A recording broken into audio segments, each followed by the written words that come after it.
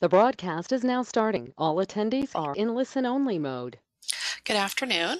Welcome to the Construction Cost Inflation Resources webinar. This is Victoria Beal with the Ohio LTAP Center, and I'm very pleased to have with me some of my colleagues, Tim Pritchard and Justin Hickey, who will be your presenters. I'm going to cover a couple of quick housekeeping items, and then I'll be turning things over to them. The first thing I want to mention is that we do have a questions box, and that questions box is available in the GoToWebinar panel for you to please put questions in at any time today during the webinar. Our presenters will be stopping at least a couple of times to ask for questions, so we encourage you throughout the presentation, enter whatever questions you have. The other thing is that we'll be following up after the webinar with a copy of the PowerPoint presentation that you'll be able to download as a handout. We've not put it in the handout section for now because our presenters wanted to be able to also include answers to questions that were asked during today's webinar. So you'll get a very comprehensive document once the webinar completes. With that, I'm going to turn things over to Tim. Are you ready, Tim? Yes, I'm going to turn on my video just for a second to see if we can get this to work. And looks like you're just getting a black screen, Tim. I'm sorry. Oh, good heavens. I guess we're not going to be able to do that today then. But just so everybody knows, there's a live person behind the voice. There is a live person. I can vouch for that. Yeah. Okay. So welcome today. And we are going to be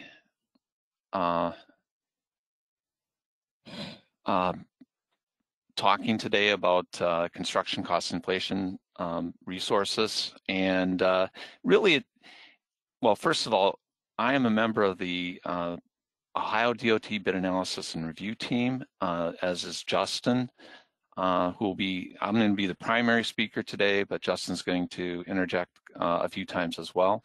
Also on the team are Scott Newhouse and George Rasavi. They may not be adding anything spoken today, but we're all part of the team that put this information together. So we're going to have two distinct sections. The first is going to be the construction cost inflation outlook, and the second will be some high inflation estimating best practices. So let's start with the construction cost inflation outlook.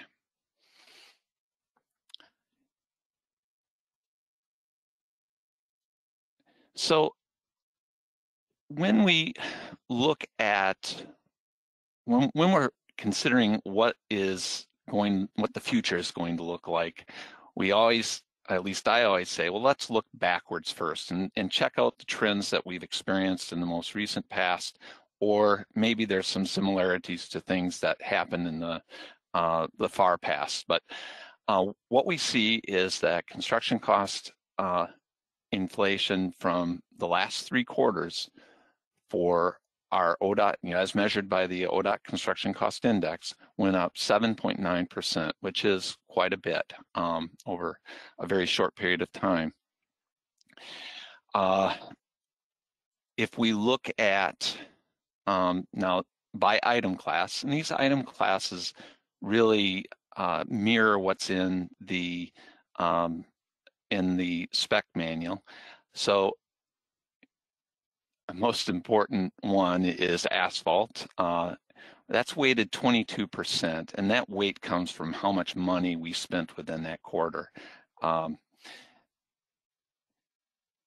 Prices went up for asphalt 7.3%, and that's year over year, so it'd be 2020 quarter 4 to 2021 quarter 4.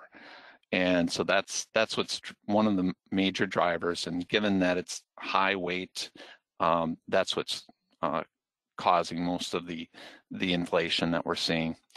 Rebar obviously went up quite a bit, 14.1% in that time.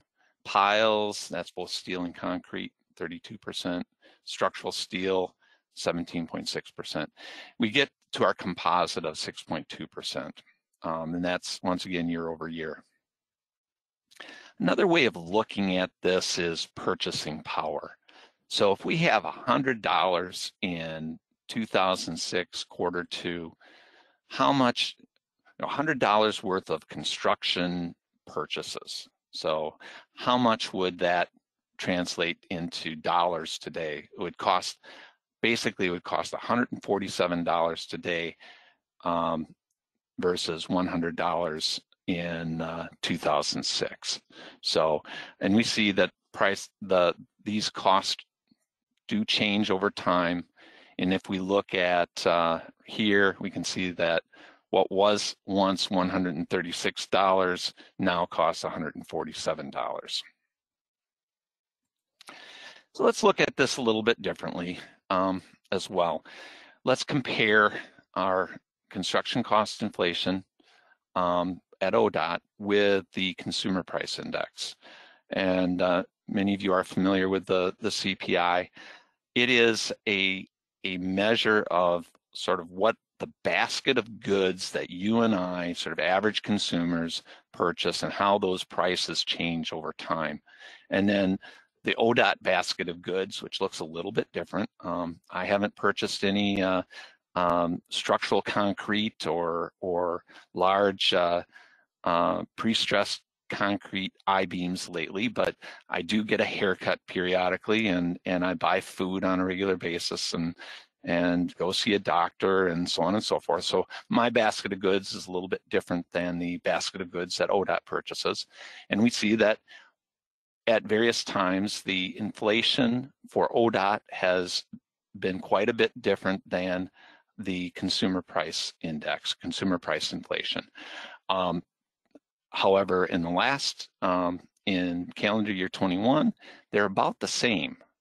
One thing about the CPI is that's sort of it's a way of gauging what we expect wages to do, because if I'm getting paid a certain amount of money and it costs more for me to buy the things that I buy, then I'm going to want my wages to go up to meet that. So we may see that in the future.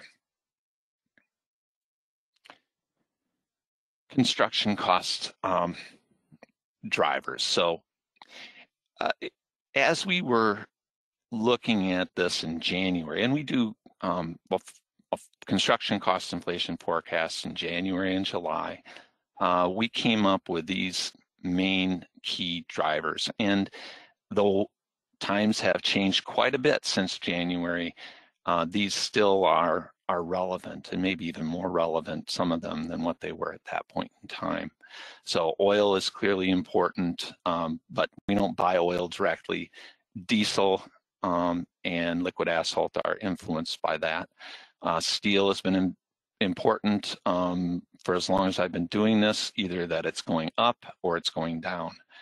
A new one on the front is trucking costs. And when I say trucking costs, it's the cost of getting like asphalt and aggregate and stuff to the job site. Those costs. It's certainly transportation costs all the way around have been going up, and I want to talk specifically about that. And then labor is always important, and it's more important now than ever. And then in 2021, general supply chain disruptions were a huge issue for all manner of products, and we'll talk a little bit about that in the future. Justin, anything you want to add on this? Yeah, I think that the diesel and crude oil really are the sort of foundational drivers for inflation, especially for what we see at ODOT, because the price of liquid asphalt is almost directly related to the price of oil and where oil goes. And we're seeing, today oil's down a little bit, but it's up a ton in the last year, and we've seen that come through in our increased construction costs. And the supply chain disruptions, things were constrained before the pandemic. There weren't enough chassis, there weren't enough trucks, there weren't enough drivers, and now everything's just exacerbated. So I think everybody's pocketbook is feeling it. Yeah, so I flip to the next slide. Just we're going to talk a little bit more about the oil and diesel. So as I was making these slides over the past couple of weeks, oil prices shot way up, and you can see here we've got from 3.7, so March 7th, price for West Texas Intermediate, that's sort of domestic, U.S. produced oil, was 119, and that sort of was the story. However, yesterday prices dropped to below 100, so not to $96, and so oil prices are really volatile, and we will see where they go in the next few weeks.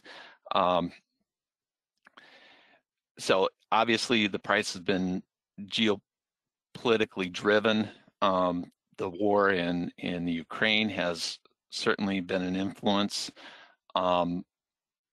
Russia is a large supplier of oil to the world market. So what happens with Russia and in the Ukraine and the Western response to that will have an influence on prices.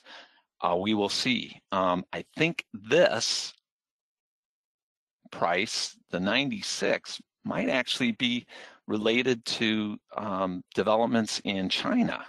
At least that's what I heard. I don't quite know what to think yet. But with the Omicron variant hitting there and shutting down of cities and such, the demand for oil is expected to decline for at least a short period of time, and then that influences the price. So the prices for oil definitely something to watch, and as it goes way up and way down, evidently. Here's the diesel prices for retail diesel from last week, 5.25. I expect that to go up a little bit in the next. I don't think that we've really represented the full value of the oil. It usually takes a while for those prices to be fully represented. So the price of oil goes up or goes down, and then diesel will follow fairly quickly, but not instantaneously. And then liquid asphalt, obviously we expect that to be elevated, but it depends where oil goes. And Justin, you're going to talk about this. Right, so this is the average retail diesel fuel forecast that is put out by the federal government, the Energy Information Administration.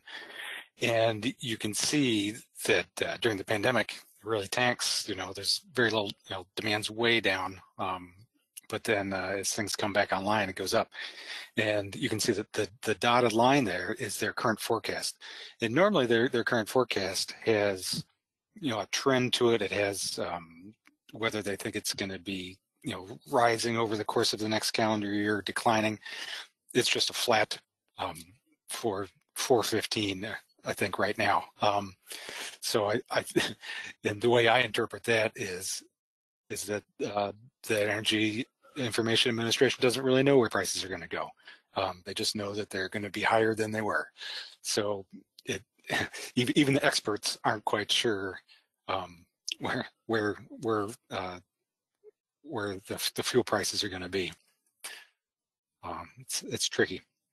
One of the problems, as we say here in the office, is that fuel prices and oil prices are sort of sticky.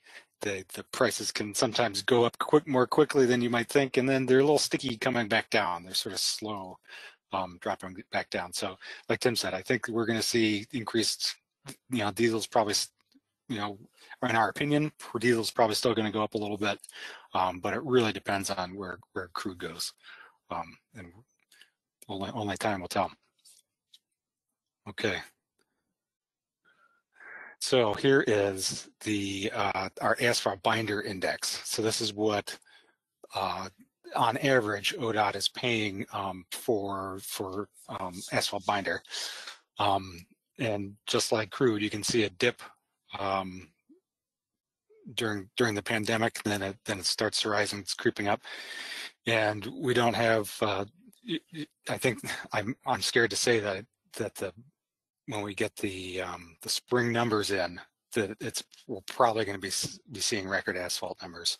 We hope we don't, because that really cuts into the amount of work that we can do for the driving public.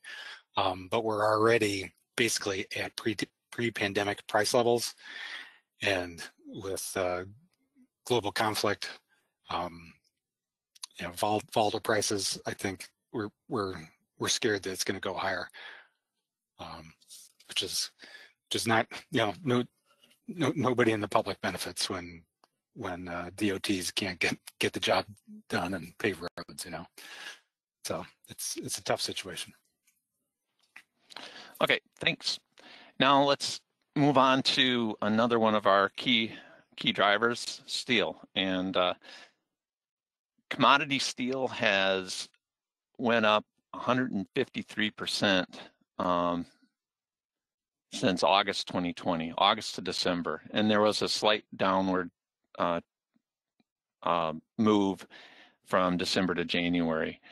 And we expect prices to be a little bit more stable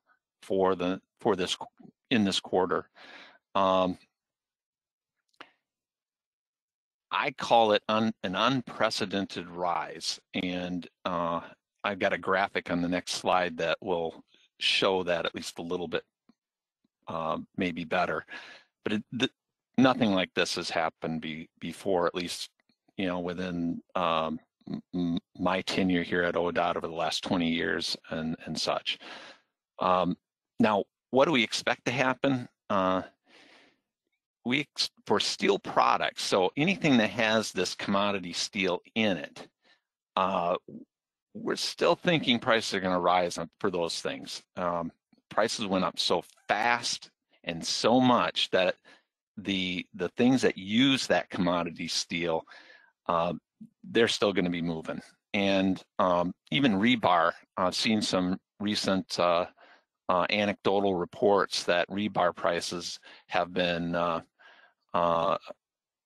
well, the vendors are putting out notices that prices are going up. So that's happening. So over this year, we're still going to see some movement on the steel products, the things that go into construction projects. But hopefully, we're going to see it with, albeit at higher prices, fewer supply disruptions. That's our hope. Hopefully, that will be the case. Last year was pretty difficult in that respect. And here's the graphic I promised. I'm going from down here in August of 2020 to December 2021. That's a pretty steep curve. And even in 2003, 4, and 5, when steel prices went up considerably, that was only a total of 56% over that time. And we've got over 153% on this. So unprecedented. Okay, turning our attention now to trucking costs.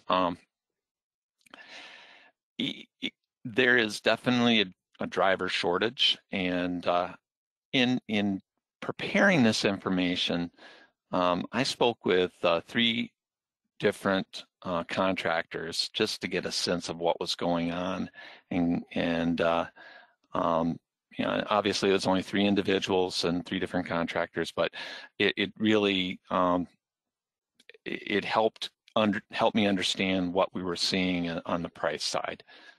So there are there is really a driver shortage. There are trucks sitting without people in them, people to drive them. Also, the ability to get new trucks. Obviously, used trucks then become harder to find, but the backlog for ordering a new truck, I hedged 12 to 18 months. Some people said 18 to 24 months, 2 years. And that's really the same problem that we see with cars that we've heard about. New cars, you've got the chip shortages that are producing, are getting new cars on the market. Well, the trucks are the same. And the higher fuel prices, that's really looking at 2021. We had quite a run up of fuel prices, and obviously we're seeing higher fuel prices again in addition to that.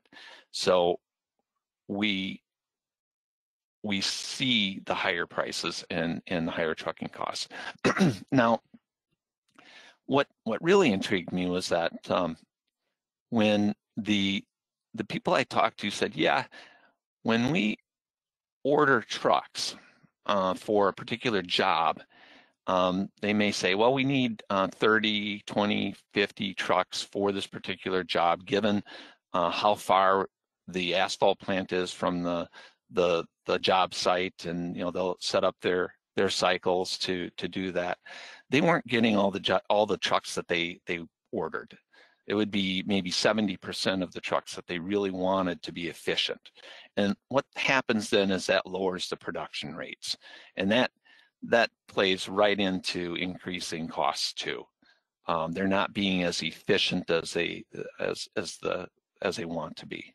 So in addition to just out and out higher costs for moving the material because of these other things, they're actually it's impacting production rates. So I did a little back of the envelope calculation, and just to get a sense of, well, are we talking about real money or not? And my estimate was that for the surface course asphalt, which would be the most sensitive, the most time sensitive, that we at ODOT had in our awarded contracts for the fourth quarter of 2021, that translated into about $1.6 million of additional cost compared to what that might have cost in trucking terms in a year earlier. Also, what's even more disconcerting is there's no discernible end to the driver shortage and or the new equipment backlog. So those two issues that are driving this and making this these costs go up, we really don't have an answer for yet. I'm sure that the contractors will manage their way through it, but that also takes time, and we'll see how that works out. Construction labor and supplier labor. Obviously, we know about the wages going up and the open positions. Another thing is that, as far as I understand, the labor union contracts that are part of the ODOT work and will be up for renewal in April, and I suspect that wages will rise to meet both demand for labor as well as the increase in inflation, in general inflation, which we saw with the consumer price index. I'm going to skip the epoxy products and go right to COVID. We talked a little bit about the Omicron wave. We seem to have weathered it here in the United States, certainly here in Ohio. But in China, it's becoming an issue, and they're shutting down. And as we said with oil, maybe that's a positive because oil demand's going down, but there'll be a lot of products we just can't get. Even though we don't use a lot of Chinese-made things, there are things like in traffic control systems and other things that, they have a piece from China, and it just won't exist for the next several months as they work through the Omicron wave. And then, what about the next variant? We'll see what that is. And I don't even want to think about it, quite frankly. We'll see how that goes. So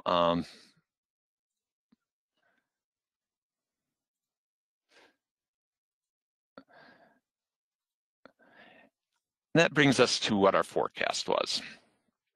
We came up with a forecast of 8%, and that was before, it was in January, and clearly a lot has happened.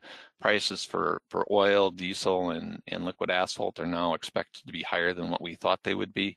And if we have oil prices even through July of this year at $100 or more, that is going to drive this most likely closer to the 12% that we felt was a high for the year.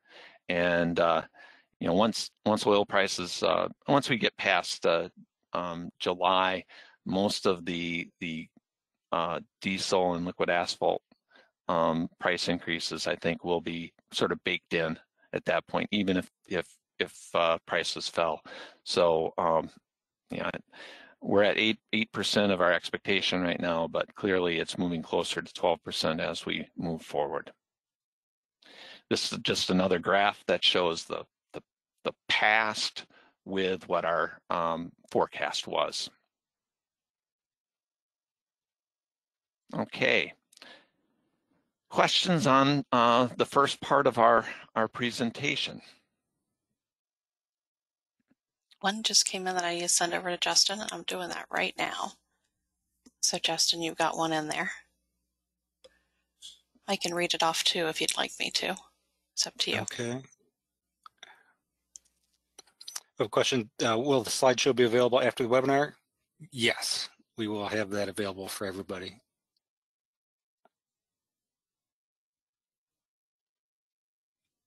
There's about 3 more that's came on too. Can you see those? I cannot. Okay, I'm going to go ahead and read them off. The first one is, with construction prices increasing so drastically, is there any thought or discussion of providing more funding to existing projects that haven't gone to construction yet?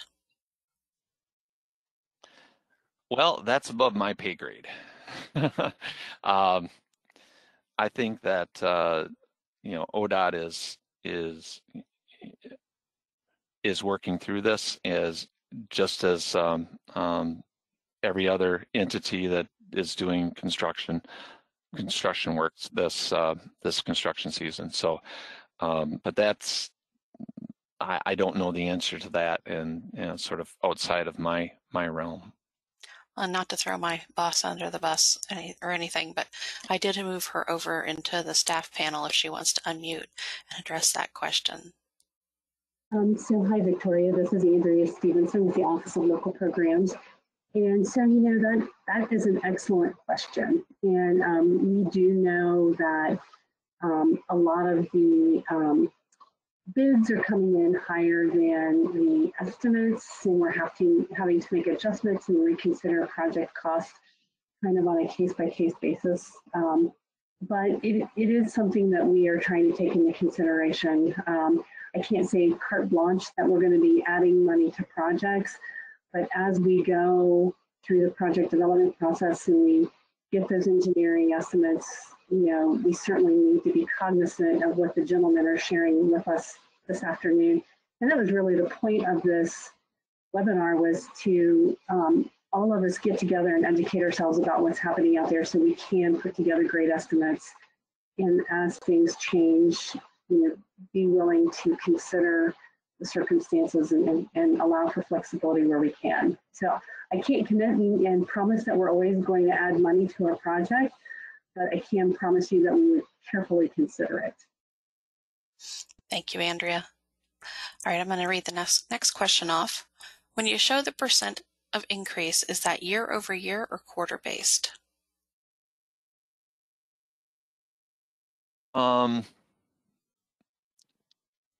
Actually, I did both. So let me go back.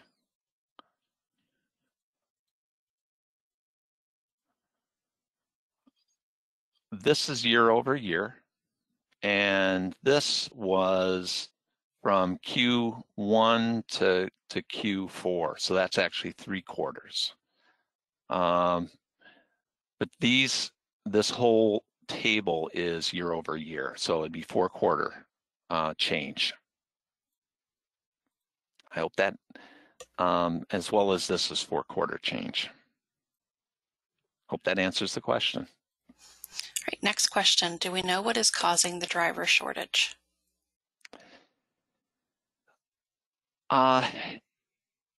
The quick answer is no, but I think we have some, I heard some hints to it in my discussions. One is one of the gentlemen relayed to me that he had been in in construction for 40 years. It makes him kind of an older gentleman. And the truck drivers that he saw at the job sites kind of looked like him, which means that you're not getting as many younger people going into the field. Younger people have a lot of other options at this point in time. The pay for doing construction trucking is probably not, well, the conditions, let's just put it that way. The pay might be better, but the conditions are not as good as some other truck driving jobs where it's very much construction season in the summer oriented, long hours, and then you get your winters off. If you like that, then that's a good thing. If you don't, then that may not be a good thing. And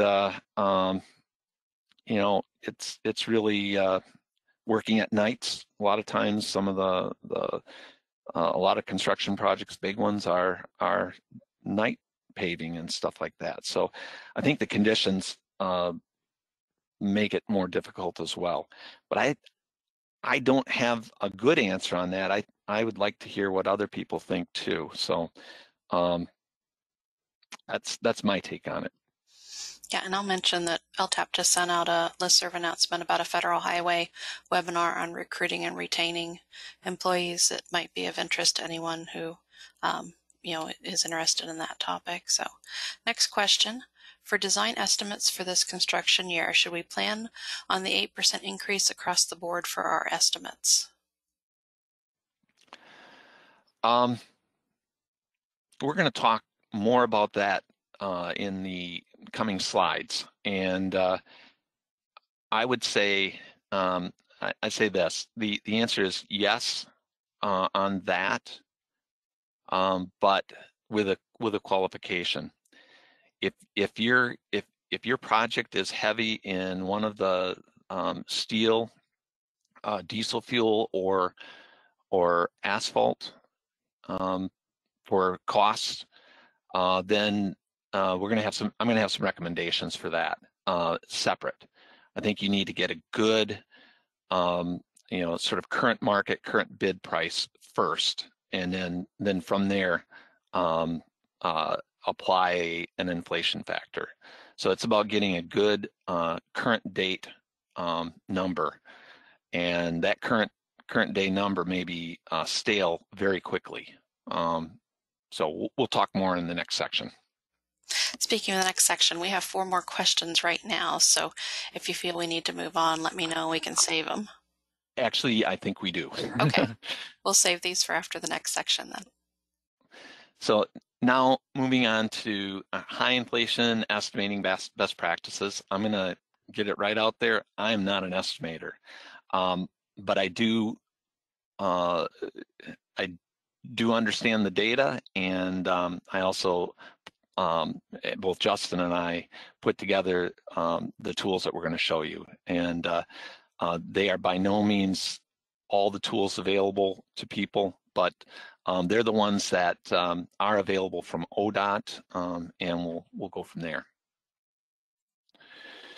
So first of all, this is a link to the historical cost data that ODOT has, and it has these 3 tools: the historical bid data item search. It's just an Excel-based tool, and we'll show more details on that. I think it's important. This is a key thing. We're updating it with the latest bids bi-monthly, so it's up to the 7th, basically January and February. So we updated on the 7th of March. There are bid tabulations for all awarded contracts. So as soon as they're awarded, the bid tabs get published. And then the summary of contracts awarded is available, which is an interesting, the data in this and the data in the bid data item search tool are the same. It's just the summary of contracts awarded has been done in the same way for so many years that, I mean, it's a tool that people understand and use. We also have Estimator, and Estimator has the catalogs, the ODOT catalogs. I know it's not the only tool for doing estimating. I can speak to what the bid history catalogs do because I help put those together. These catalogs have been refreshed. We typically would do 2 refreshes a year, but now we're going to update those every quarter. So the next update will be in April, and until prices stabilize. And then subject matter specialists can provide a lot of help too. And in the Offices of Contract Sales and Estimating, our estimators do provide help to people who call in and ask them questions. Justin and I are part of the bid analysis and review team, and we have the tools and stuff that we've put together for people to use, and for looking at price trends and stuff. And then this is the key thing. So for ODOT work, which we use Estimator for, it's the primary tool for coming up with the estimate. It's great. We want you to be using the most recent bid histories to come up with those numbers, but it's not going to be adequate, and that goes with any bid history based tool. Once you sort of stop adding data to it, it's going to be not fresh anymore. We need to find the most recent bid prices for the items that have the most cost or have a significant cost within a proposal. Let's do our first poll. Sounds good. I'm going to go ahead and launch our poll question. And if you are having issues with answering the poll, it's because you're in full screen mode. So you're going to want to hit the escape button to exit out of full screen mode. Go ahead and select your answers. We're hoping to get about 70% of you voting. So with 216 of you on the webinar, that's going to be quite a few. So go ahead and select your answers. And I'm watching as the percent goes up here. So once we get over 70, hopefully here in just a few minutes, I will end the poll voting, and then I'll share the responses with everybody. So you guys are doing great voting. Thank you. We are up over 70% now, so I'm going to go ahead and close the poll out, and I'm going to share the results. We have 88% that chose historical bid data item search spreadsheet, 60% chose ODOT let bid tabs, 44% chose summary of contracts awarded, 14% chose contacting an ODOT subject matter expert, and 50% chose estimator software with ODOT bid history catalogs. So I'll hide that and turn it back over to our presenters. And actually, we're going to do another poll. So this is the second poll and the last one of the day. All right, I'm getting that one launched too. Again, if you're having issues selecting the answers, hit that escape button to get out of full screen mode, because we definitely want to know what tools you find most useful. So you guys are voting even quicker on this one. That's awesome. Nobody must be in that after lunch slump. That's good. This is a very, very interesting topic for everybody in the industry right now. We're up over 70%, so I'm going to go ahead and close it out and share the results. Primarily chose the top one there, 77% of historical bid data item search spreadsheet, 12% chose ODOT bid tabs, 8% chose summary of contracts awarded, and only 2% chose contacting an ODOT SME. So I'll hide that, and it's back over to you, Tim. Okay, well, thank you for your responses. We're going to go through these tools. Clearly, y'all have some experience with them, so we'll go quickly. For the people who don't necessarily have that experience, this is basically the web page for coming up with the search tool, and also the summary contracts awarded.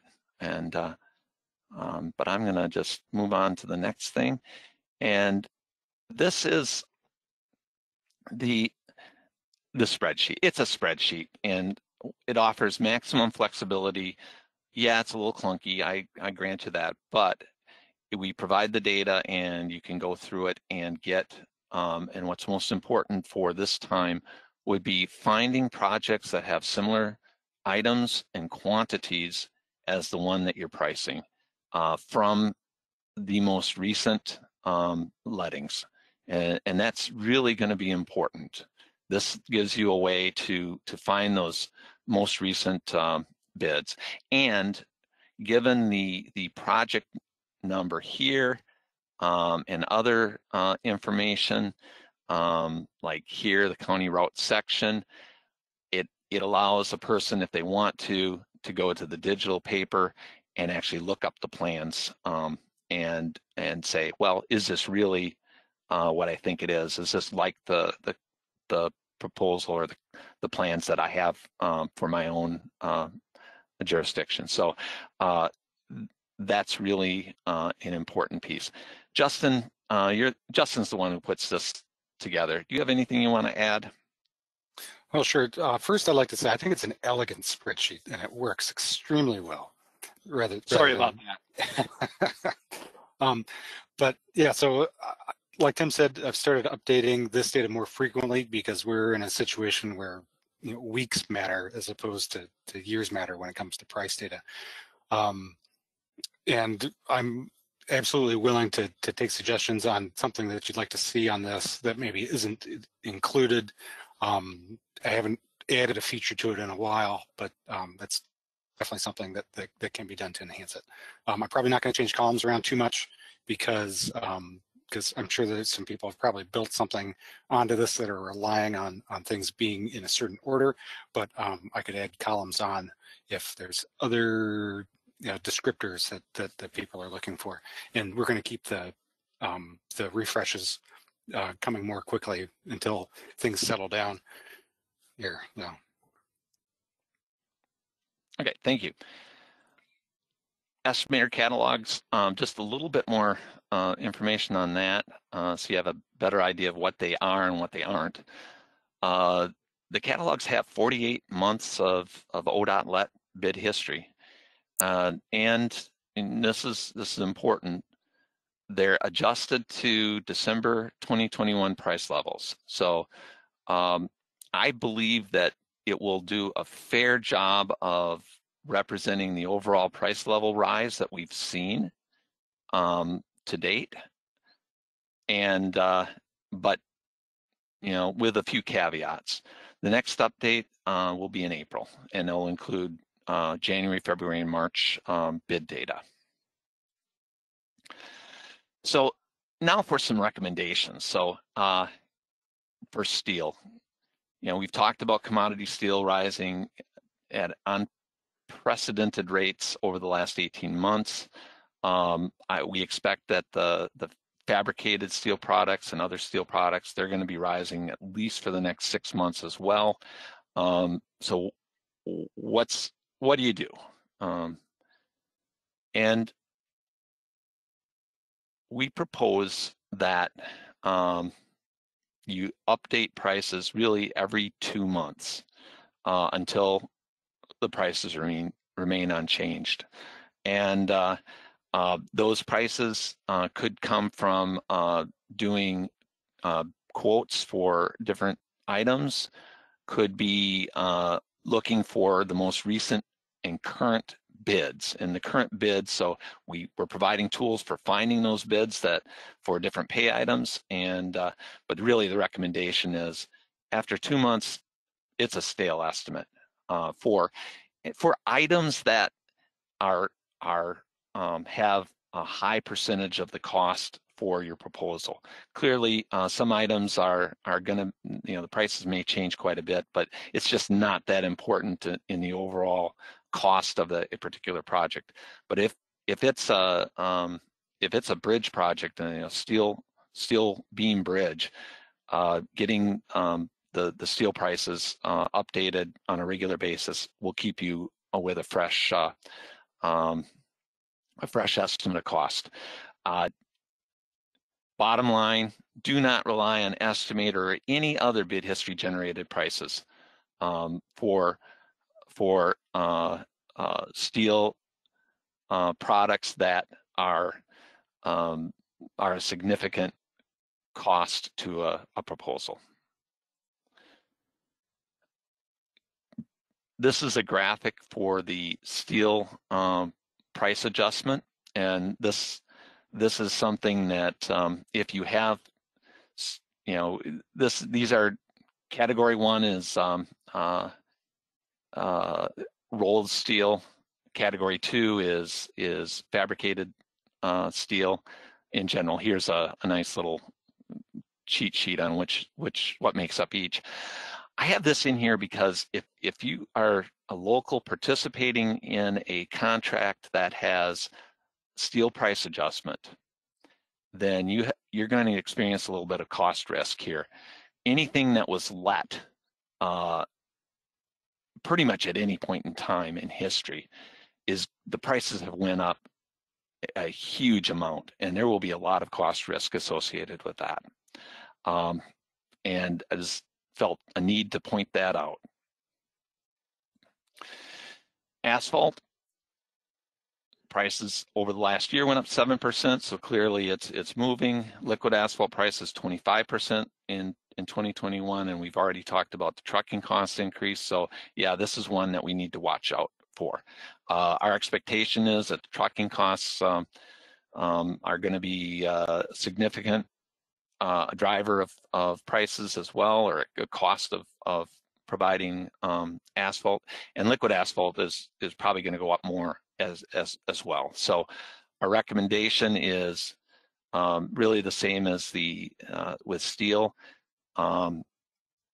Figure that after 2 months, your estimate of costs is really out of date for projects that have significant dollars in asphalt. And do not rely on bid history prices. You need to look for the most recent bid prices within the last month, last 2 months at a minimum to come up with a good market price, because it's moving way too fast. And here's the graphic. It's the same graphic that we showed previously. I want to point out too that there's, for projects let within this range of time, there's also significant cost risk for participation in the binder price adjustment as well. And if from here it goes up to here, $600 per hundredweight, for binder, that can translate into some real money for jurisdictions that haven't really planned for it.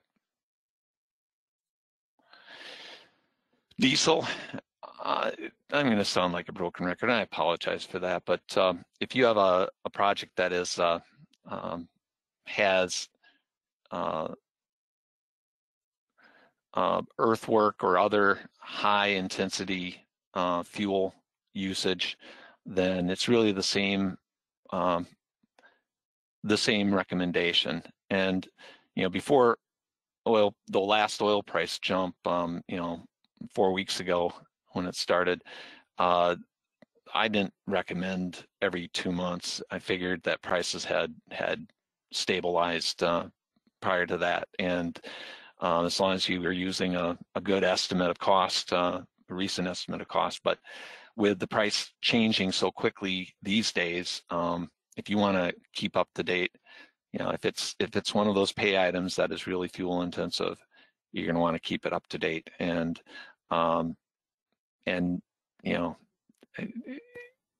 having that 2 months unchanged, then I think you might not have to worry about it as much after that. And here's the fuel price adjustment, and the same caution goes that if you have a project that was let in this time frame, there could be significant cost risk for that participation.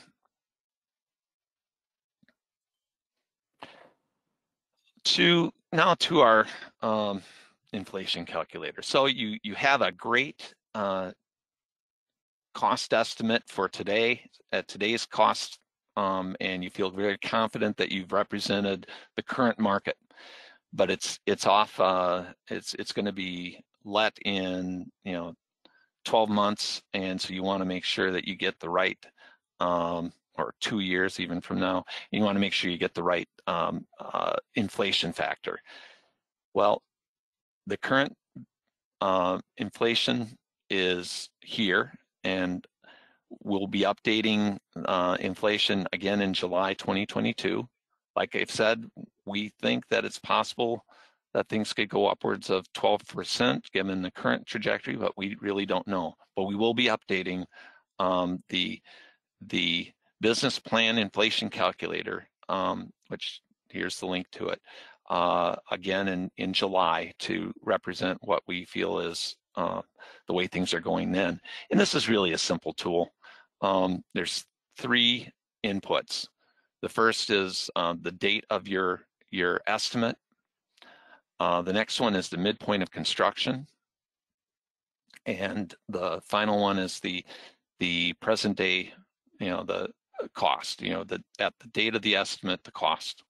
And so I use 3/1/22 and 9/1/23 to get a nice round number, or 18 months, and that yielded 8.9% increase. And so in inflated dollars, this would be an estimate of cost. And with that, back to questions and comments. And Victoria, if we could have comments related to this section at this point, I'd appreciate it. Well, actually, we don't have any that came in while you were presenting on this section. So then we can go back to some of the old ones. That's fine too. Work. And Justin, did you want to read some of these off, or you want me to keep reading them?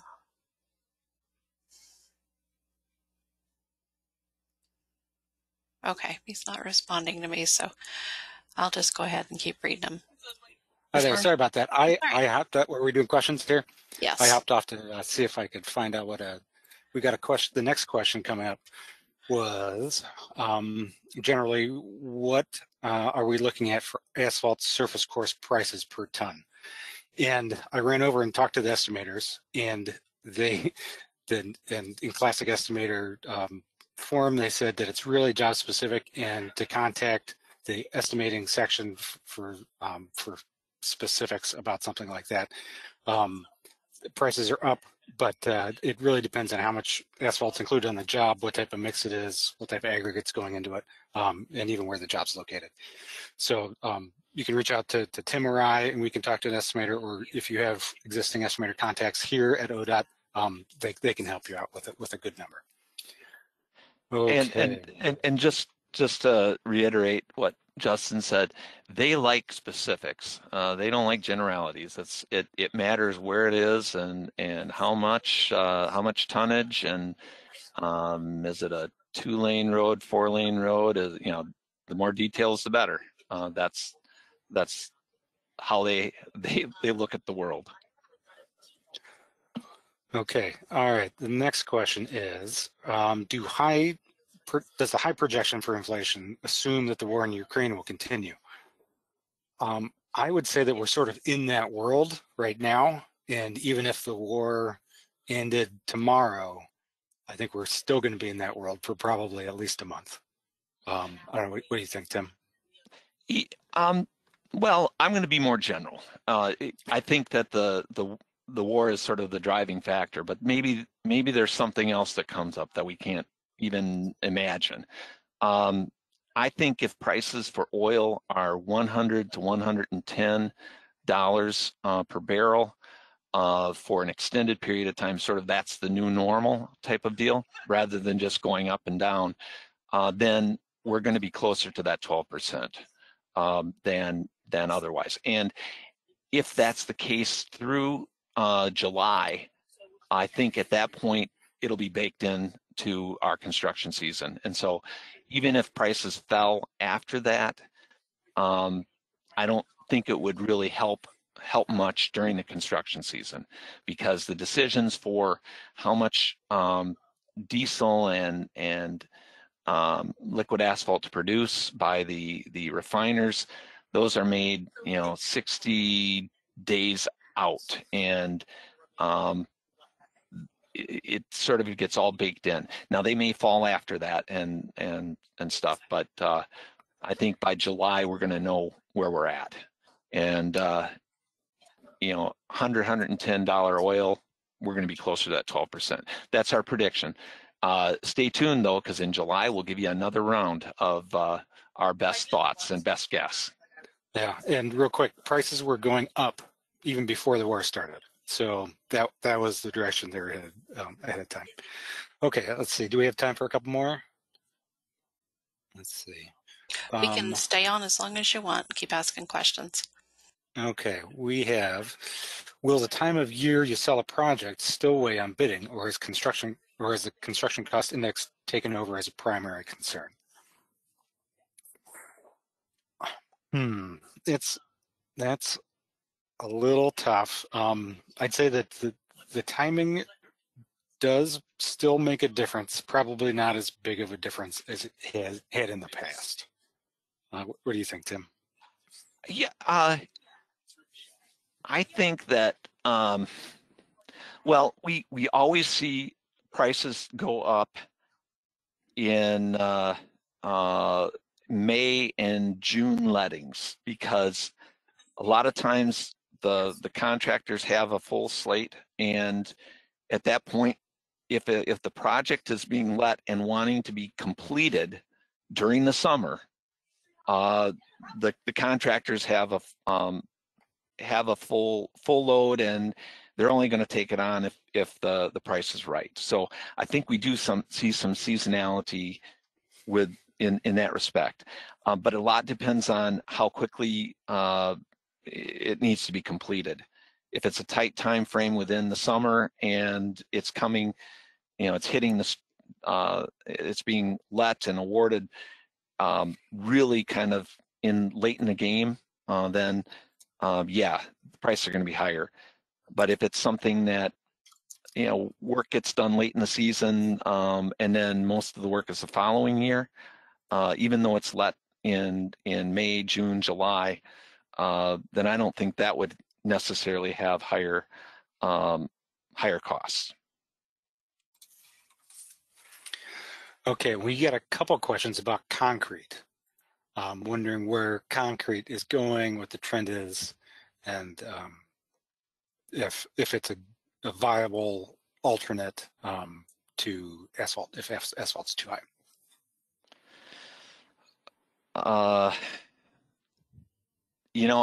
I've been looking at stuff for a long time over the last couple weeks, and I have to say, nobody said anything about concrete prices, so that's good.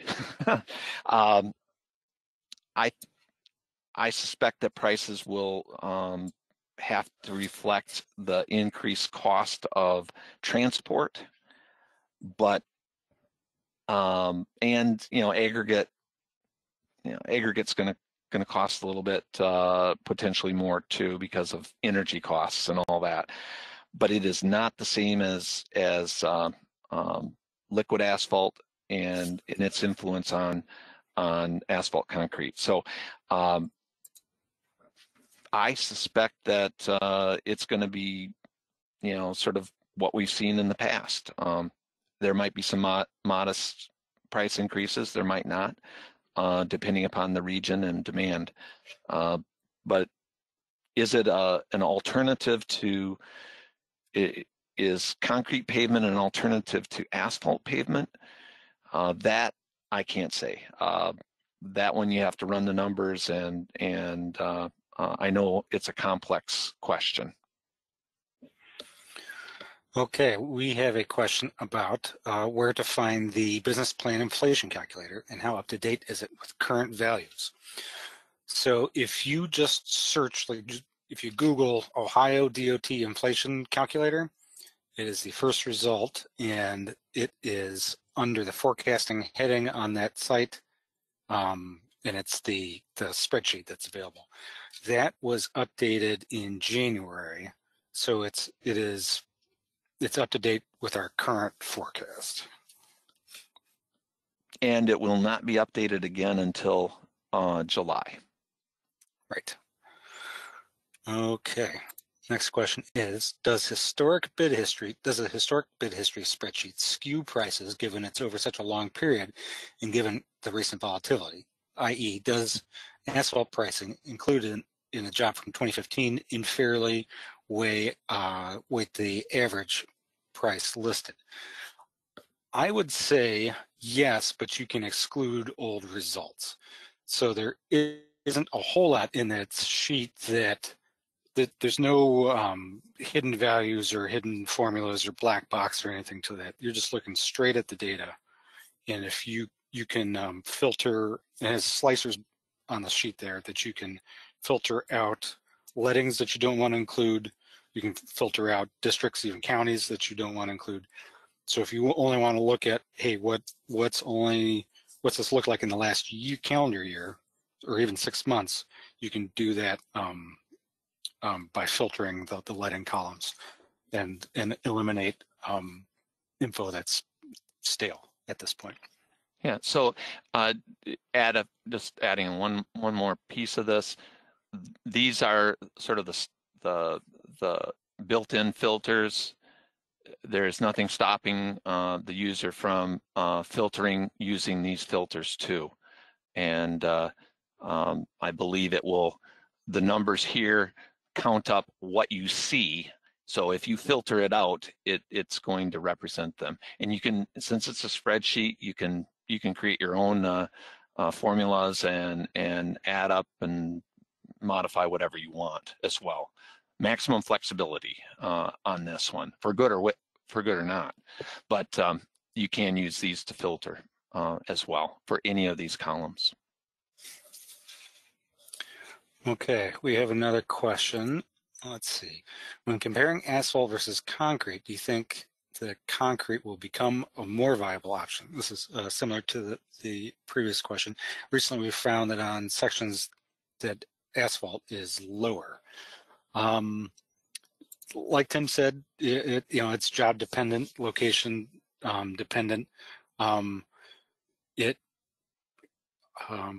worth looking at, I'd say. So it's, it depends on the job. I know that sometimes we will have contracts that go out to bid as options. So the contractor has the ability to bid, the contractor will choose whether they want to bid at the asphalt job or the concrete job. That's a way to do it to and get a feel for what the prices are going to be like. But again, job dependent. That looks like that's all the questions we have. So we're only 4 minutes over. So thank you to everyone who's hung in there. And a big thank you to both of our presenters, Tim and Scott. We really appreciate all the information you've shared. So I believe if they have further questions, they can follow up with either one of you. So thanks for your attendance on today's webinar, and we're going to go ahead and end things. Please watch for a follow-up email with a copy of today's presentation. Have a good afternoon, everyone.